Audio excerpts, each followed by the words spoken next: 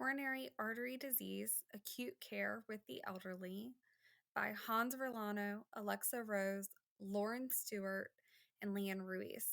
Group 5, Class CO1.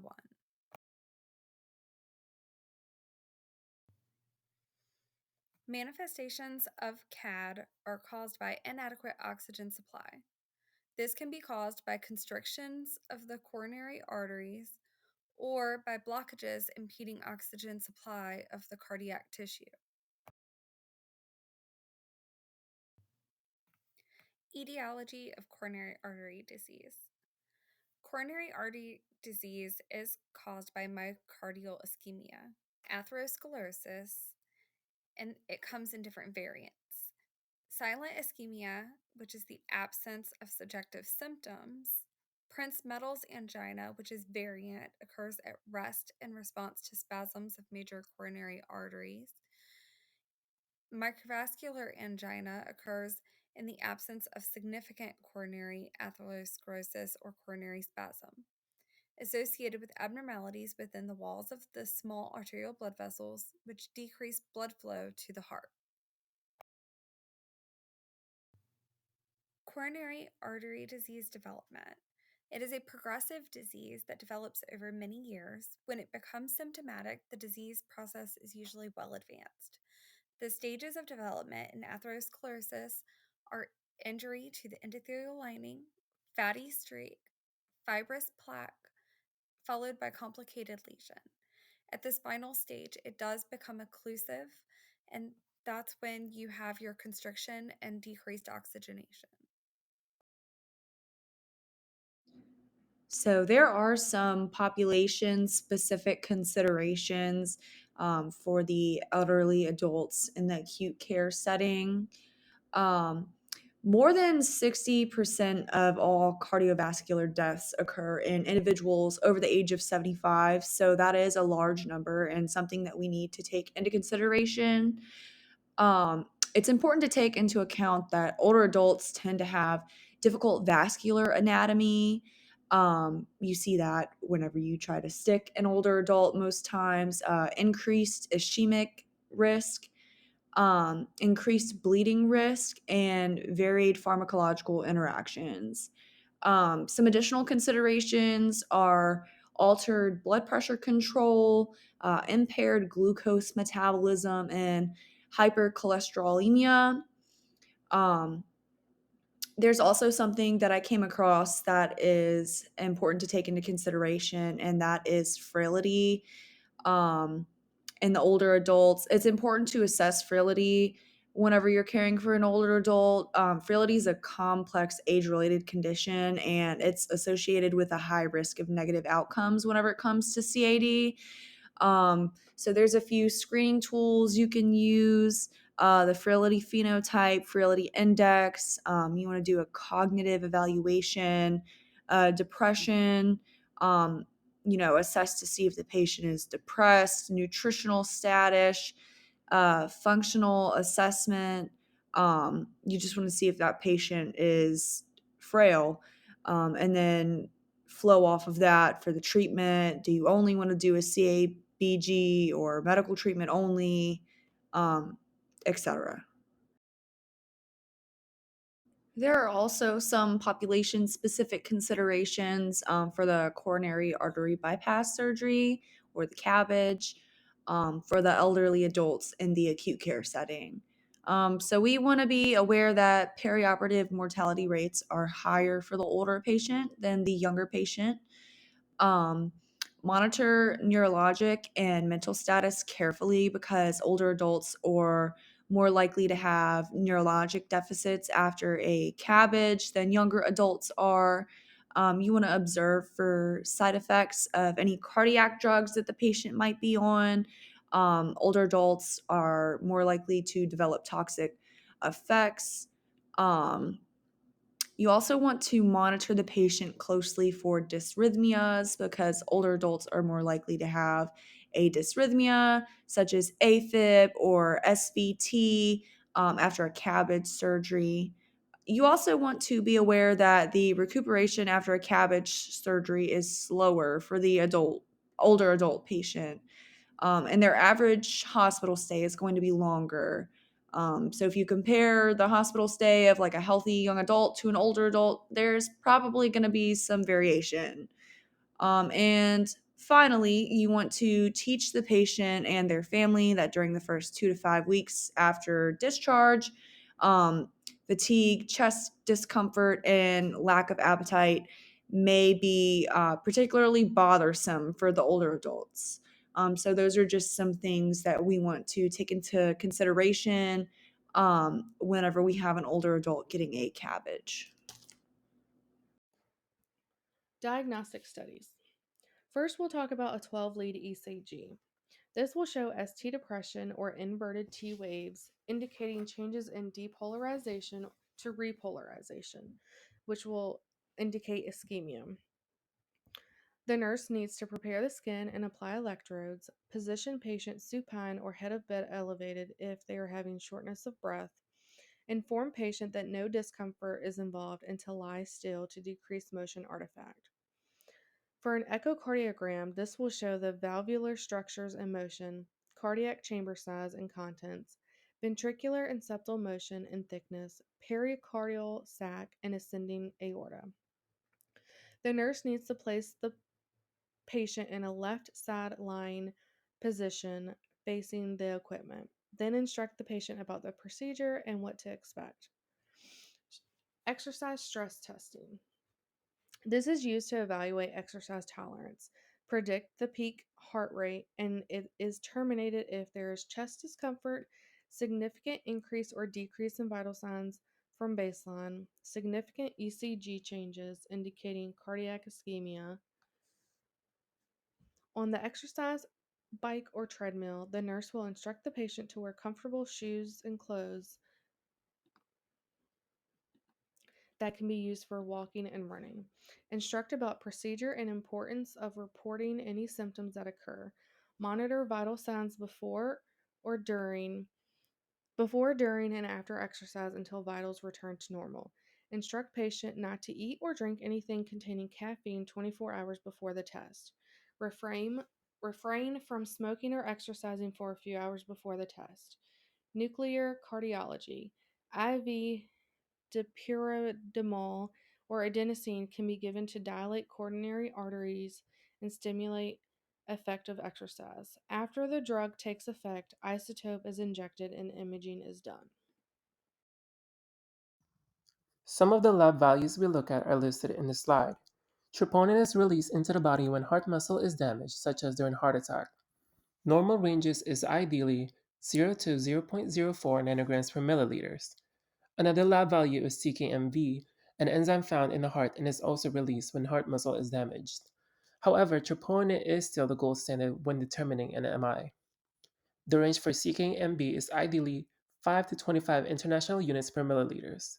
Cholesterol is also a lab value that we look at to determine the risk for CAD. A level above 200 milligrams per deciliter indicates at risk for CAD, while more than 240 is considered dangerous. We would also look at triglycerides, which is ideally should be below than 150 milligrams per deciliter. We can also look at the HDL, which is the high density lipoprotein and is ideally above 40 milligrams per deciliter. Let's think that the H in HDL stands for happy, because HDL is the good cholesterol of the body. The other lab value is the LDL, known as the low density lipoprotein. Ideally, it should be under 100 milligrams per deciliter. C reactive protein, or CRP, is considered to be the biomarker for inflammation associated with development of CAD. Ideally, this should be below than zero point 0.3 milligrams per deciliter.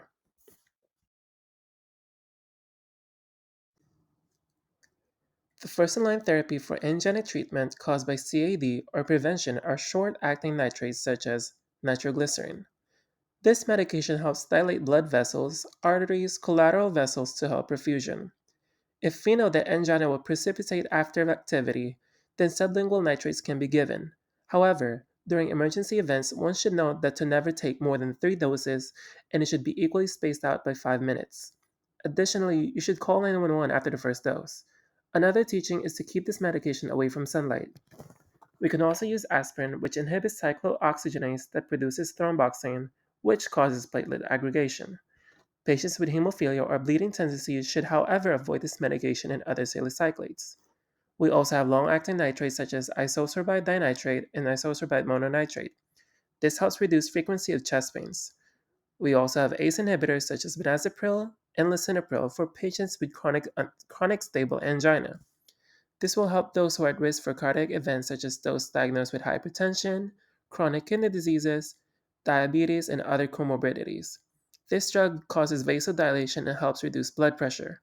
We also have beta blockers such as atenolol and labetalol. This will help reduce myocardial oxygen demand, contractility, heart rate, blood pressure, and vascular resistance. We can also use the calcium channel blockers such as amlodipine and diltiazem. These will be used in case beta blockers cannot be tolerated. Those with COPD or asthma should not use non selective beta blockers as they can also affect the lungs. Although CAD is very dangerous and lethal, there are so many different ways it can be prevented or controlled. Hypertension can cause many complications along with CAD, but this can be controlled through medications, exercise, weight management or reduction, and diet modification. Low salt will help prevent water from staying in the body as fluid volume overload often leads to hypertension. Ending tobacco use will also help because long term tobacco can actually damage arteries and veins and cause them to be easily clogged. It is also important to take blood pressure regularly for screenings. We can also help reduce lipid levels like LDLs through reduced fat intake, meds that reduce fat absorption, daily exercise, increase in complex carbs such as oats and fruits that are high in fiber. Again, tobacco use can damage arteries and veins and cause clogging, so it should be avoided. We can also manage stress and get adequate rest and sleep. Stress can often lead to activation of cortisol, which helps lead to weight gain, then ultimately leading to obesity. Obesity can be prevented through better diet and lifestyle. It's better to have foods low in calories and rich in nutrients such as vegetables and fruits, and avoid fast food rich in salt such as Chick-fil-A. Diabetes can also put clients at risk for CAD. Thus, it should be managed with insulin, monitored frequently, and follow diet recommendations by your healthcare provider. Patient and family education. Preparing for self management. Begin by walking the same distance at home as in the hospital, usually 400 feet 3 times each day. Carry nitroglycerin with you. Check your pulse before, during, and after the exercise. Stop the activity for a pulse increase of more than 20 beats per minute, shortness of breath, angina, or dizziness. Make gradual increases in walking distance. Exercise outdoors when the weather is good. After an exercise tolerance test with your healthcare provider's approval, walk at least 3 times each week. Increase the distance every other week until the total distance is 1 mile. Avoid straining, which includes lifting, push ups, pull ups, and straining at bowel movements.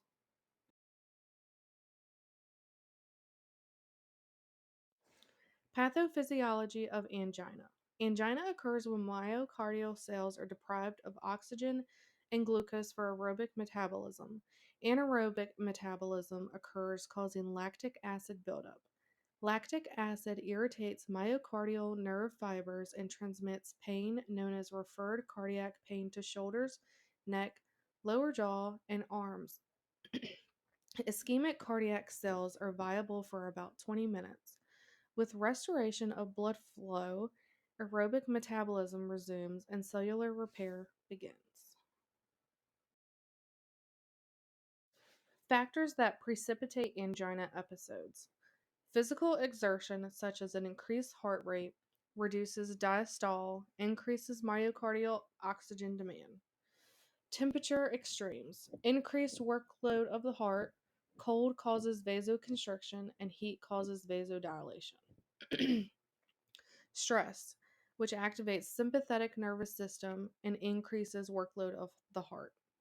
Consumption of heavy metals, which causes blood flow to divert to the GI system, decreases myocardial perfusion, and increases workload of the heart. Tobacco use or exposure, which diminishes available oxygen by increasing carbon monoxide. Nicotine stimulates catecholamine release, causing vasoconstriction and an increased heart rate. Stimulants. Those increase the heart rate and blood pressure, which increases the myocardial oxygen demand, stimulates vasoconstriction, and decreases myocardial oxygen supply, which may precipitate dysrhythmias. Factors that decrease oxygen supply: cardiac, coronary artery atherosclerosis, coronary artery spasm, a coronary artery thrombosis, dysrhythmias, heart failure, and valve disorders. Non cardiac include anemia, asthma, COPD, hypovolemia, hypoxemia, pneumonia, and substances such as stimulants.